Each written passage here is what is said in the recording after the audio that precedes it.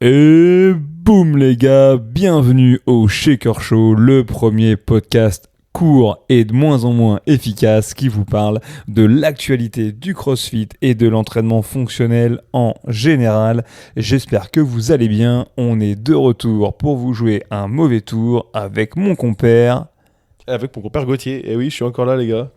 Voilà.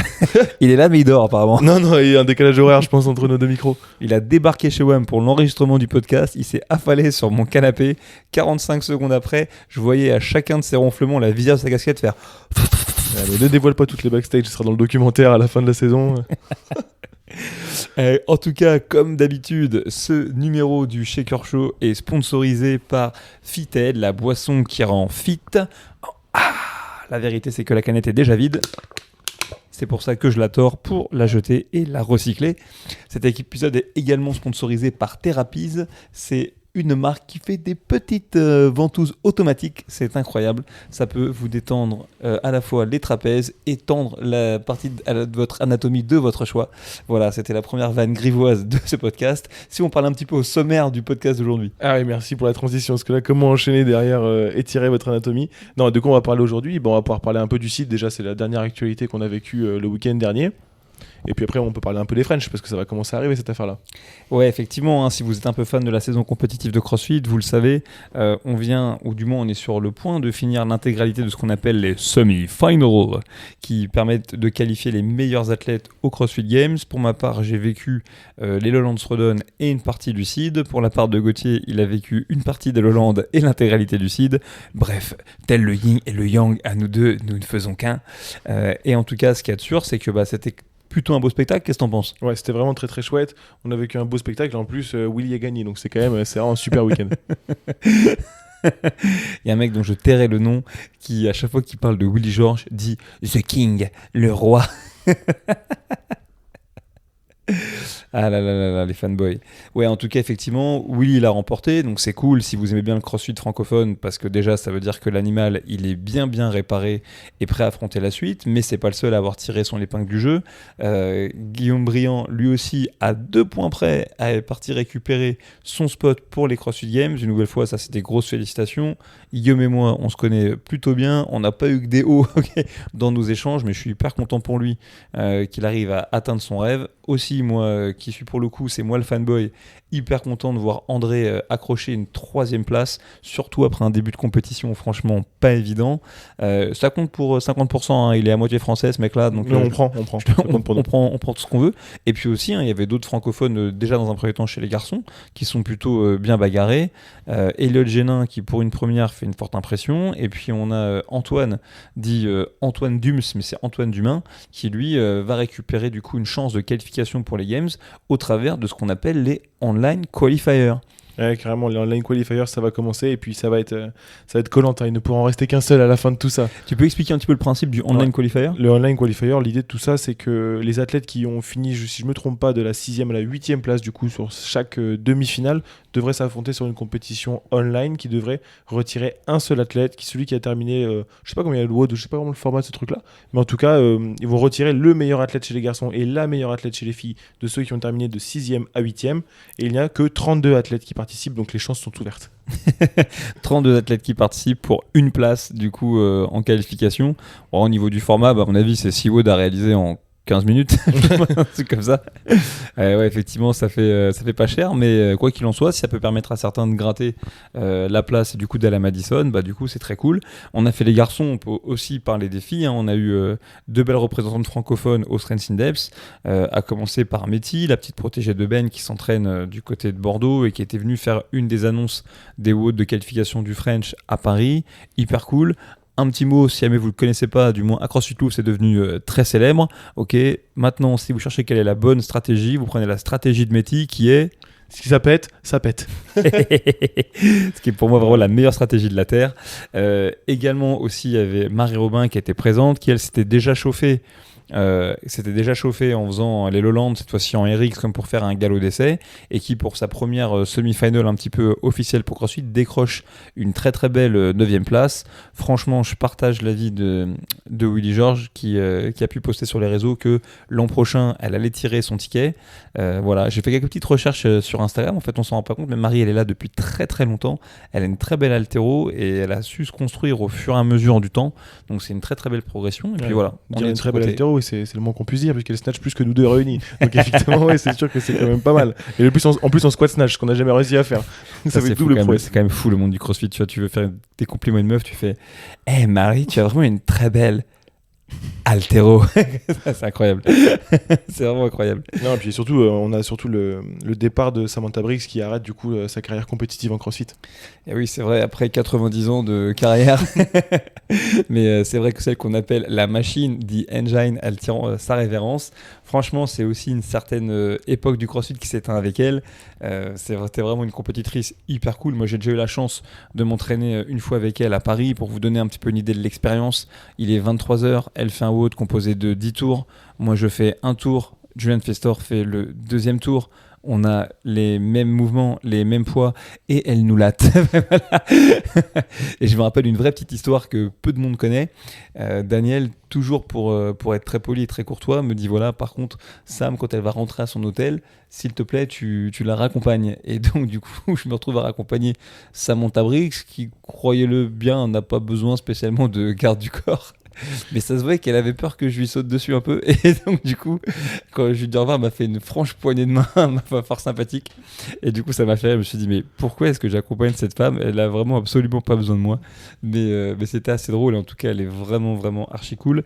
Et je suis sûr qu'on la reverra d'une manière ou d'une autre sur les dance floors. Peut-être pas pour faire de la compète, mais elle restera dans le giron de la communauté. Ouais, c'est certain. Et puis, si vous avez encore un œil sur les reportages que CrossFit publiés, je crois qu'il y en avait sur Netflix, ils y sont plus maintenant. Et on se rappelle d'un event où Orange, quand ils font le trail, elle double Brent Fikowski juste sur la ligne, sur la première année de Brent Fikowski aux Games, alors qu'elle était forcément première déjà chez les filles, donc elle n'avait pas besoin de plus. Mais c'était ça, Samantha Briggs, quoi. C'était vraiment un cardio hors du commun et un mental. Ça fait plaisir. Donc voilà ce qu'on a vécu chez les garçons et chez les filles sur les workouts.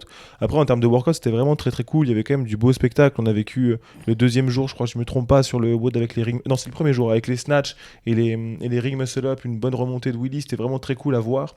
Et l'ambiance était vraiment au rendez-vous parce qu'il y avait deux floors. Il y avait un floor pour une compétition annexe qui s'appelait la Community Cup et un autre floor principal pour les élites. Donc honnêtement, il y avait vraiment de quoi faire et on s'ennuyait pas. D'ailleurs, cela étant dit, puisqu'on en a parlé de la compétition, moi ce qui me fait aussi sourire, c'est que mine de rien, sur les semi-finals, il y a de plus en plus une gronde quand même qui se fait entendre sur les réseaux, notamment portée par un mec qui s'appelle HealerFit. Si vous ne le suivez pas sur Instagram, allez le suivre, qui met un petit peu l'emphase sur parfois certains athlètes qui ont un petit peu de mal à respecter les standards de mouvement. Donc du coup, c'est-à-dire que quelque part, ces débats qu'on avait il y a quelques semaines, ils sont vraiment d'actualité. Ok, on a pu voir des trucs qui faisaient saigner des yeux à Strength Index, mais pas que, et c'est un peu le lot de toutes les compétitions. Mais une nouvelle fois, essayez de garder en tête qu'on peut toujours jeter le discrédit sur un juge, etc. Mais c'est que des mecs qui viennent, qui dépensent pour souvent beaucoup de leur denier pour faire partie de la communauté et qui sont là pour permettre aux événements d'avoir lieu. Et en toute transparence, par exemple, le French Run n'aurait jamais lieu si on n'avait pas une armée de bénévoles, de malades avec nous. Mais par contre, voilà, les prises de décision, elles se font vite. Et donc, à un moment donné, on peut toujours avoir tendance à dire est-ce que c'est de la faute de l'athlète, du juge, de ci, de ça. Je jette la faute sur personne. En tout cas, ça n'est absolument pas la faute du juge qui fait toujours de son mieux. Mais une nouvelle fois, ça nous responsabilise tous sur l'importance d'être fair play, de jouer le jeu correctement. Et donc, par exemple, un burpee, c'est un burpee. Se mettre debout sur un deadlift, c'est se mettre debout sur un deadlift. Et il faut renforcer partout dans les cours, à l'entraînement, dans les WOD de qualif, sur les vidéos, sur les compètes, même si c'est la compète interbox cantonale de je ne sais où, c'est standard de mouvement parce qu'en fait c'est ce qui contribue à garder une pratique qui est propre et dans laquelle tout le monde va dans la bonne direction. Ouais, carrément, c'est ce qu'on a vécu ce week-end aussi. Et puis du coup, tu nous offres une transition toute faite. Ça montre qu'on est des podcasteurs d'élite maintenant. Quand on parle de standards, au French, ça va être le cas. Les standards seront respectés. Ouais, les standards seront respectés. Écoute, très franchement, là-dessus, je jette le propre sur personne, mais honnêtement, je pense pas que le French Redone, malgré tout, ce sera mieux qu'ailleurs. Je le dis en toute transparence. C'est sûr que c'est un sujet chez nous de vraiment faire Ouais, voilà. On va respecter essayer de bien les faire le mieux standards. possible. En tout cas. Ça, c'est certain. C'est ça le Les message, en tout cas. les mecs seront tous bien sensibilisés là-dessus. On a la chance d'avoir des juges qui, pour beaucoup, ont pas mal d'expérience, mais la vérité aussi, c'est que ça fait 3 ans que l'événement n'a pas eu lieu et que donc forcément, il y aura forcément des loupés, c'est une évidence. Je prétends absolument pas que le French sera mieux qu'ailleurs. Tout ce que je dis, c'est que collectivement parlant, il faut qu'on soit sûr de garder ces choses-là en tête, que les standards sont importants, qu'en fait, en vérité, avoir un standard très rigide, c'est le seul moyen d'être équitable envers tous les athlètes, parce qu'en fait, si on laisse faire n'importe quoi, en fait, les plus gros tricheurs s'en sortent. Si on est carré sur une partie des lignes, en fait, on pénalise peut-être ceux qui sont pas forcément les moins bons au profit de ceux qui jouent à flouter un petit peu les lignes. Donc en fait, il n'y a qu'une seule manière de juger, et c'est d'être très premier degré par rapport aux standards, et donc quelque part d'être dur, quoi. Il n'y a pas 36 000 solutions, il n'y a que comme ça qu'on peut être équitable. Ouais, c'était vraiment le message derrière tout ça, c'est qu'effectivement on va s'astreindre à essayer de créer les choses les plus strictes possibles, en tout cas faire du mieux possible sur ce week-end. Ça, c'est Si sûr. on a plus d'infos, des infos très pratiques par rapport à ce week-end, dans combien de temps ça commence, où est-ce qu'il faut qu'on aille? Et en tout cas, ouais, le French Redone, qui en toute transparence, je dis ça, les organisateurs du moins du Strength in Depth sont vraiment des bons potes à nous, mais franchement leur event à côté de ce qu'on vous prépare, c'est vraiment claqué au sol. Si vous croisez un mec qui s'appelle Holly Mansbridge, vous pourrez lui dire, c'est un bon pote à moi. En tout cas, ce qu'on vous réserve, c'est 3 jours de compétition, on l'espère, le plus ensoleillé possible, sans être caniculaire, Ouais, les repères de risque à mon avis. au Vélodrome de Saint-Quentin en Yvelines. Ça sera vendredi, samedi, dimanche prochain. Il y a 800 athlètes qui vont assurer la compétition, une armée de 300 bénévoles. Il y a un village partenaire, franchement, qui ressemble... Prenez votre chéquier, il va y avoir 2-3 trucs à acheter. Là, ça va cramer l'oseille dans tous les sens. Vous voulez vous entraîner, il y a un espace spectateur spécialement prévu pour vous, avec en plus de ça... des WOD qui vont être fun parce qu'ils vont vous permettre de tester les mêmes outils, les mêmes jouets que ce qu'on veut utiliser les élites lors de la compétition. Donc venez, ça va être vraiment ludique, ce sera pas un combo pété d'abmat sit-up et de burpee ou je ne sais quoi. Vous allez vraiment faire des choses qui sont rigolotes et qui vont pouvoir s'inscrire dans votre journée. Il y a de quoi manger, il y a de quoi boire. Vous avez envie de vous poser dans l'herbe, vous serez en mesure de regarder le streaming live sur l'écran géant qui est à l'entrée au quai du Vélodrome. Ça va vraiment être lourd.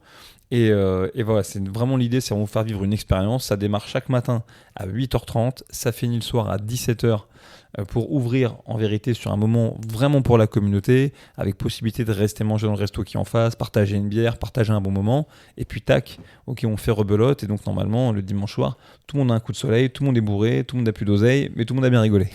Moi, c'est une bonne présentation de la compétition. Ouais, sur 3 floors en plus, donc vraiment vous aurez du spectacle à 3 endroits différents. Et qu'est-ce que j'allais dire d'autre? Ouais, tu parlais du live, et donc du coup c'est quand même très cool, c'est que ce week-end, logiquement, toutes les catégories seront streamées, donc on verra un peu tout le monde bouger, c'est quand même une bonne chose. Ouais, tout sera streamé, mais la qualité du live, elle va être pétée. Venez plutôt directement au Vélodrome. Venez avec nous. Venez au Vélodrome, mais c'est vrai que si vous avez envie de voir vos copains ou que malheureusement vous pouvez pas vous déplacer, les catégories élites, elles auront vraiment ce qu'on espère être un beau streaming avec une prod un peu professionnelle et un commentateur de génie. Ah ouais, mais qu'est-ce qui commente? C'est WAM. Ah oui, d'accord, j'ai un commentateur de génie. Et les autres et les autres KT, elles seront filmées plutôt avec des plans larges, ce qui devrait vous permettre d'identifier un petit peu où sont vos copains, mais c'est vrai que ce sera pas la même qualité de production. En tout cas aussi, ce qui est très cool à la différence de certains autres events, c'est que si vous venez faire la compétition, vous allez vraiment vivre un event dans lequel, que vous soyez élite ou pas, en termes d'expérience, vous allez vivre la même chose que les élites. C'est-à-dire qu'il y a 3 floors effectivement de compétition, 2 à l'extérieur, 1 à l'intérieur, avec à chaque fois des ambiances différentes, des DJ différents, des épreuves différentes, et du coup les compétiteurs vont naviguer d'une ère de compétition à une autre, et ça c'est cool parce que comme ça tout le monde vit le même event, et c'est assez différent de ce que j'ai pu voir moi dans d'autres semi-finals où j'avais l'impression qu'il y avait tout ce qui était joli parfois pour les élites, et puis malgré tout, si on se le dit un peu, les autres aires de compétition ont un peu abandonné, non pas que les mecs étaient abandonnés, mais les ressources étaient quand même orientées davantage vers les élites. Nous, on fonctionne pas comme ça parce que voilà, c'est pas notre objectif et ce qu'on veut, c'est que le spectateur, aussi bien que le compétiteur, ils vivent une série d'expériences très différentes pendant le week-end. Ouais, ça sera pas cloisonné comme on a pu le voir sur d'autres choses. Donc, ouais, c'est vraiment très cool ce genre de truc. Et puis, si on regarde un peu les athlètes qui vont venir ce week-end, on a quand même du beau monde qui va être là. Des gens qu'on a vu au Seeds, par exemple, Christophe Horvat, par exemple, Willy Georges qui seront là. Et chez les filles, Marie et Métis seront là, seront de la partie. Donc, il va y avoir du beau monde à voir. Ouais, enfin, franchement, le niveau en élite va être hyper relevé hein, pour être complètement. Même nous, on repassait encore un petit peu les noms en revue. Et oui, il y a du très très beau monde. Et puis au-delà de ça, grâce à 800 compétiteurs, bah, dites-vous, il y a forcément un pote à vous de votre box qui fait peut-être la compétition en scale, dans l'inter ou en RX, que ce soit en master ou en équipe. Donc une nouvelle fois, il y a toujours quelqu'un à venir voir, toujours quelqu'un à venir encourager. Et effectivement, les élites seront là pour voir ce qui se fait de mieux, entre guillemets, en termes de performance athlétique, avec cette fois. Hormis la pression d'avoir envie de gagner le prize money qui est conséquent, surtout l'envie aussi, je l'espère en tout cas, de passer un bon moment, même si c'est là que je pose un œil en même temps que tu parles sur le leaderboard des filles. Et c'est vrai que, ouais, à nouveau, c'est bien énervé. Et j'espère, moi, voir, notamment si on reste un peu calé sur la francophonie, j'espère voir un beau duel avec à la fois, pour pas les citer, Anaïs Lancry qui s'était qualifiée en élite au Lowland, mais aussi Manon Angonèse qui, on le sait, malheureusement a raté de rien du tout sa place qualificative pour les Games récemment et aussi par le passé pour d'autres raisons. On peut aussi gratter du côté de Marie Robin. Enfin, je pense vraiment que ça va être une jolie bataille. Et ça vaut la peine d'être vu. Donc non, franchement, amusez-vous. Et puis je vous le dis aussi, dans le village partenaire, j'aurais dû le mentionner, mais en tout cas, si vous avez envie d'acheter du matériel de chez Rogue, du matériel de chez Incept, comme des ergomètres, ou si vous êtes fan d'une marque assez confidentielle qu'on appelle Nobull, je vous le dis direct, vous allez pouvoir vous faire plaisir parce qu'ils seront présents et relativement en force. Bon, ça déjà, c'est très cool. Qu'est-ce que j'allais dire? En fonction par rapport aux événements, est-ce qu'on connaît déjà quelques WOD qui vont arriver sur le French? Oui, alors la logique au French Rodon par rapport à d'autres compétitions, c'est vraiment d'annoncer progressivement, certes, mais tous les events avant la compétition. Donc là, on a déjà sorti, si je dis pas de bêtises, 5 events. On devrait avoir sorti les 8, peut-être les 9 de chaque catégorie d'ici à la finale, sachant qu'en fait, seuls les RX, RX et Inter individuels ne vont avoir que 8 events au lieu de 9. Sinon, toutes les catégories auront 9 events. Les élites, parce qu'ils sont capables de faire face à plus de volume, puisqu'ils ont un niveau plus élevé. Et les teams, parce qu'on se dit simplement qu'avec 9 events, indépendamment de la construction du haut de team, est-ce que c'est un relais en synchro, waterfall, etc., ça offre davantage d'opportunités de se faire plaisir et de rigoler et de pratiquer. Donc c'est pour ça qu'on est resté sur ce volume-là, parce que le volume global de travail est quand même toujours plus restreint. Et donc logiquement, d'ici la fin de la semaine, quasiment tous les hauts devraient être sortis. Pourquoi c'est différent de certaines autres compétitions? C'est que comme ça nous permet d'envoyer un document aux athlètes qui est un briefing de tous les WOD, qui fait de la bagatelle de 60 pages, mon ami, mais qui permet de soulever des questions si jamais il y en a. Et puis du coup, ça fait que lors de la compétition, certains mecs comme toi, genre les maîtres du temps, vont avoir l'opportunité de rebriefer les toutes dernières questions avant d'aller sur le floor. Mais c'est beaucoup plus simple que certains types de briefs que moi j'ai pu vivre, où malheureusement, pendant le brief, personne n'écoute. Et à la fin du brief, on fait un concours. Tu connais ce concours? C'est le concours de la question la plus con. Et ouais, c'est ce qui peut arriver. Mais donc du coup, si vous cherchez à lire les événements qui vont avoir lieu au French Rodon, vous pouvez aller sur l'Instagram directement et vous retrouverez tous les WOD qui vont être présentés au fur et à mesure de la semaine. Est-ce qu'il y en a un qui t'a fait kiffer Ouais, plus il y en a que un les qui me autres? fait un peu de l'œil quand même. Il y en a deux qui me font de l'œil, allez, pour l'instant. Le cheaper, il me fait beaucoup rire. Et surtout la Asso Bike Shoulder to Overhead à 90 kg. Celui-là, j'ai quand même hâte de le voir. Franchement, à mon avis, celui-ci va faire beaucoup de surprises parce que quand tu vas faire les premiers push-jerks en sortant de l'éco-bike, à mon avis, c'est très étrange. Moi, j'ai quand même envie de voir le BMX Run et le tir. Ah bah oui, évidemment, le premier event. Ça, déjà, la première blague, c'était... Les gens ont lu BMX Run, tout le monde a cru qu'ils allaient devoir pédaler sur un vélo. Ou courir avec un vélo sur le dos. Ça serait sans doute fini comme ça, je pense que c'est un peu plus safe. Mais donc, si jamais vous avez vu sortir ça, dans l'idée, c'est vraiment de mélanger du tir avec du pistolet laser, qui est un travail plutôt de précision, mélangé avec du coup de la course à pied sur une piste de BMX, c'est-à-dire que c'est une piste avec des bosses, donc on va surtout jouer cette fois-ci sur le terrain, plutôt que sur la distance. On sait au French Rodon, on a déjà testé des longues distances, des 8 km, on a déjà testé des courtes distances avec des 100 mètres. Là, cette fois-ci, on a joué plutôt sur le terrain et c'est un WOD, franchement, qui va être hyper intéressant parce que certains peuvent décrier l'importance de la précision, du tir, de ci, de ça. Mais ce qui est très cool, c'est que ce WoW, tu peux le vivre de deux manières. Tu vois. Moi, je l'ai vécu des deux manières, de toute façon.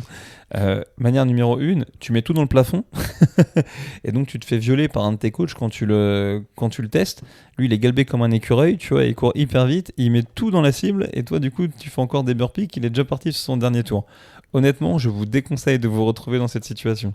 Situation numéro 2, vous arrivez à tirer avec davantage de précision, donc du coup, vous récupérez d'un point de vue cardio pendant la phase du tir, vous n'avez pas de pénalité, et donc ça vous permet d'avoir encore plus d'intensité lorsque vous courez, donc vous êtes doublement gagnant. Vous perdez pas de temps sur le tir, vous prenez pas de pénalité dans la gueule, vous avez le cardio qui redescend, donc vous courez encore plus vite. Donc même pour identifier, c'est ce qu'on appelle la vitesse de palier dans la méthodologie CrossFit, bah, c'est super cool, parce que le mec qui va trop vite, bon bah écoute, il va payer l'addition, et le mec qui va trop lentement se fera dépasser par d'autres, et celui qui a juste la bonne cadence entre précision et intensité, lui va être doublement gagnant, il va bien tirer son épingle du jeu. Bon, du coup, on se retrouve vendredi sur cet event pour voir quelle stratégie a été la meilleure sur ce truc-là. Et puis, il faut quand même garder à l'esprit que le Vélodrome et le lieu de BMX sont des lieux olympiques. En fait, donc ça va être très cool. Vous allez courir sur le lieu où les mecs vont faire les JO en 2024. C'est quand même plutôt rigolo. Exactement. Non, ça va être rigolo, puis c'est un event, je sais que parfois le vendredi sur les lieux de compétition, c'est pas le jour où on va venir forcément le plus, mais franchement, je vous invite vraiment à venir ce jour-là. Il y aura plusieurs events, dont celui-là, mais ce qui est très cool, c'est qu'il va runner toute la journée cet event, donc ça peut être intéressant. Et puis en plus de ça, si vous trouvez ça ludique, l'histoire des pistolets, il y a toute l'équipe de Decathlon qui nous a fourni le matériel, qui va être présent, qui aura un joli stand aussi, donc c'est pareil, si vous passez sur leur stand, vous allez pouvoir faire des trucs assez fun. J'espère que Rogue fera un peu le même type d'activation que ce qu'ils ont fait au Strength in Depth, parce que tu peux attraper le zizi de Terminator accroché à un poids, il fallait le tenir le plus longtemps possible. J'ai vécu ça, je connais certaines personnes, sans donner de nom, qui ont passé une grosse journée pour essayer de battre le record. À une seconde près, ça n'a pas fonctionné. Mais du coup, ça va être très cool. Non, vraiment, au-delà d'une belle compétition, c'est quand même surtout une fête. Du moins, c'est comme ça qu'on essaie de le construire. Et une nouvelle fois, on le dit, on le répète, l'intégralité des fonds qui vont être récoltés, des bénéfices, etc., va partir à l'association qui s'appelle Aladdin, qui est une association qui contribue à réaliser le rêve d'enfants malades. C'est un petit peu comme une autre association qui est un peu plus connue, parfois pas que pour des bonnes raisons, qui s'appelle Make-A-Wish. Et tu peux faire vraiment une espèce de jeu de mots maintenant avec ce truc-là. Mais en tout cas, voilà, c'est pour une jolie cause. Donc n'hésitez pas, venez, prenez des places pour vos copains, venez passer un bon moment, vous regretterez absolument pas. Ouais, ça va être vraiment très cool. Dernière partie, non pas la moindre de ce podcast. The King is back. Et oui, effectivement, je ne sais pas si on l'avait sous-entendu dans les derniers épisodes, mais il y avait une rumeur qui grondait depuis un moment dans le monde du CrossFit qui annonçait le retour éventuel du fils prodigue en la personne de Dave Castro. C'est désormais officiel. Dave est de retour officiellement au sein de CrossFit HQ. Et ça aussi, c'est un autre truc. C'est-à-dire que pendant un temps, CrossFit, on l'a appelé CrossFit LLC. C'était une dénomination un petit peu étrange, mais c'était pour s'éloigner un peu de CrossFit HQ. Et CrossFit HQ revient. Donc maintenant, les headquarters, voilà, ils ont retrouvé leur nom. Et donc, voilà, donc Dave est de retour. Un rôle un petit peu différent. Il va vraiment essayer de faire le pont entre les affiliés et le service qu'on appelle EDU, qui est le service éducation. Et il aura un peu moins, ou même beaucoup moins d'ailleurs, la main mise sur les CrossFit Games. Donc voilà, les gens qui sont un petit peu extérieurs au monde du CrossFit, des fois se sont posé la question, l'impact que ça avait. Mais simplement, déjà sur les Games, rassurez-vous, les gens qui sont aux manettes de la compétition, à savoir Justin Berg qui était là depuis très longtemps et Adrian Bozeman adoubé depuis des années puisque c'est lui qui a contribué à l'embaucher par Castro. En charge lui par contre Adrian de la programmation, c'est eux qui sont aux manettes et en tout cas Dave pour l'avoir entreaperçu sur des réunions en ligne, écoutez franchement il a l'air hyper content, je suis sûr qu'il va faire de très très belles choses et je vous cache pas qu'on essaie de le saucer pour qu'il vienne nous faire un coucou. C'est pour ça ce matin j'ai filmé un terrain de basket, je lui ai envoyé, je lui ai dit voilà, ça m'a envie de jouer, c'est peut-être par là que ça se passe. Bon, on va voir de quoi le futur va être fait avec Dave du coup au retour de CrossFit. Qu'est-ce que j'allais dire d'autre? Bon, maintenant qu'on arrive sur la fin de ce podcast, est-ce que tu as des recommandations culturelles à nous faire? En fait, j'ai pas forcément de recommandations culturelles à faire tout de suite. Juste, j'ai une petite recommandation à faire pour les juges qui nous écoutent, puisqu'on a un peu parlé de ça, et du judging, et j'aurais pu les faire d'ailleurs à nos équipes. Mais il y a plusieurs choses. Première chose, c'est que tu vois, par exemple, quand tu racontais l'histoire du juge de Strength in Depth qui s'est pris tellement de messages de haters sur les réseaux que, résultat, le lendemain, il a décidé de ne pas se pointer à la compétition. Voilà, franchement, il n'y a rien qui justifie ça. Je dis honnêtement, pour moi, je trouve qu'on peut pas manquer de respect à un bénévole ou même à qui que ce soit sur le simple terrain sportif. Sinon, c'est vraiment qu'on s'est trompé d'activité, malgré les enjeux, malgré tout ça. Le mec, apparemment, il a reçu des menaces, etc. C'est vraiment pas du tout correct et ça salit l'image de la communauté. Mais j'ai quand même 2-3 recommandations pour les juges qui nous écoutent. La première des choses, c'est soyez sûr que les organisateurs d'events seront toujours déjà de votre côté et qui sont conscients du travail, de l'effort et d'à quel point, lorsqu'on est organisateur d'une compétition, on est redevable envers les juges et tous les bénévoles qui se déplacent pour faire une compète. La deuxième chose, c'est comment faire pour être sûr, par rapport aux décisions de no rep ou de pas no rep, de limiter un maximum les dégâts, parce que c'est pas évident quand la personne bouge vite, que c'est quelqu'un qui parfois est réputé pour être bon, très bon dans la discipline. Il faut bien se rendre compte, la décision, elle se prend rapidement. Si vous êtes trop sévère, vous pouvez avoir la crainte, entre guillemets, de le pénaliser. Si vous êtes trop laxiste, vous pouvez avoir la crainte de le favoriser. Donc c'est dur d'être juste. Néanmoins, il y a quand même des recommandations que je vous donne. Et la première, dites-vous toujours, c'est une phrase de mon ancienne vie, ça. Mais s'il y a un doute, il n'y a pas de doute. Donc si vous avez un doute sur la validité d'une rep, ne vous posez pas de questions. C'est que cette répétition n'est pas valide. Ça, c'est le point numéro 1. Le point numéro 2, à chaque event que vous allez juger, si vous avez eu la chance d'être bien pris en charge, on devrait vous avoir donné vraiment que quelques points de focus sur lesquels porter votre attention. Donc si vous jugez par exemple plusieurs events sur la journée, focalisez-vous sur un event à la fois, et les grandes erreurs que vous pourriez rencontrer ou qu'on rencontre souvent lorsque l'athlète bouge vite, c'est vraiment ce qui va vous aider un petit peu à davantage comprendre où regarder, quoi regarder et quand regarder. Et ensuite, dans le cadre où vous êtes face à quelqu'un qui bouge d'une manière entre guillemets douteuse ou qui demande une no-rep, n'hésitez pas. La no-rep, vous devez la prononcer le plus tôt possible. C'est le meilleur service que vous puissiez rendre à l'athlète, puisque plus tôt vous donnez la no-rep, plus vite il comprend ce qu'il a fait mal, plus vite il peut redresser le tir. Si malheureusement vous laissez trop de temps passer avant de prononcer les no-reps, ce que vous risquez de faire, c'est de déstabiliser l'athlète, puisque lui, il ne comprend pas ce qu'il est en train de faire, ça va vite. Pendant 10 répétitions, c'est passé. À la 11e, ça ne passe plus. Et avec la musique, le son, l'excitation, la vitesse du WOD, là, comme là, on parlait par exemple d'un sprint qui va durer, qui a un time cap de 6 minutes, dont 2,30 sans doute passés sur le vélo. Donc ça veut dire que le WOD en lui-même, il va durer 2,30 et tout va jouer à la barre. Donc, si vous attendez trop avant de prononcer la no-rep, en vérité, vous pénalisez les autres athlètes, vous pénalisez l'athlète avec lequel vous essayez de juger justement parce que vous l'empêchez de comprendre ce qu'il a besoin d'ajuster. Donc dans la mesure du possible, si elle n'aurait pas donné, il faut la donner le plus vite et le plus tôt possible. Et ensuite, utilisez les head judges, ils sont là pour ça, pour bien calibrer votre œil, mais dites-vous que de manière générale, le standard, c'est le standard, et que donc lorsque vous êtes sévère, en vérité vous êtes juste parce que vous mettez tout le monde sur un pied d'égalité. Donc un verrouillage de coude sur un muscle-up, c'est un verrouillage de coude sur un muscle-up. Pas se poser sur un bar muscle-up, c'est pas se poser sur un bar muscle-up. Les pieds qui doivent pas monter trop haut, c'est les pieds qui doivent pas monter trop haut. Une ouverture de hanche en position haute, c'est une ouverture de hanche en position haute. Les coudes en avant, c'est les coudes en avant. Voilà, vous devez limiter toutes les zones d'ombre, et c'est comme ça en vérité que vous arriverez à quelque chose de plus juste. Et ensuite, après, malgré tout, rassurez-vous, il y aura des loupés, il y aura des problèmes. C'est la nature du sport. C'est comme ça. J'ai filé cette allégorie il n'y a pas longtemps. Maradona est très connu pour avoir marqué un but avec sa main. Voilà, ça arrive, personne ne l'a vu, c'est le loi du sport. C'est comme ça a permis à son équipe d'avancer. Ça ne justifie pas de marquer tous les buts de foot avec la main. Mais donc voilà. Non, en tout cas, c'est clair. Ce qu'il faut garder en tête, c'est que c'est des gens qui sont impliqués dans la communauté CrossFit, dans celle du French Rodon, et qui sont là pour donner de leur temps et du meilleur qu'ils puissent sur 8 heures de WOD par jour. Et donc, oui. Sous le cagnard. On espère qu'il va faire un peu chaud, ça va être cool. Cool.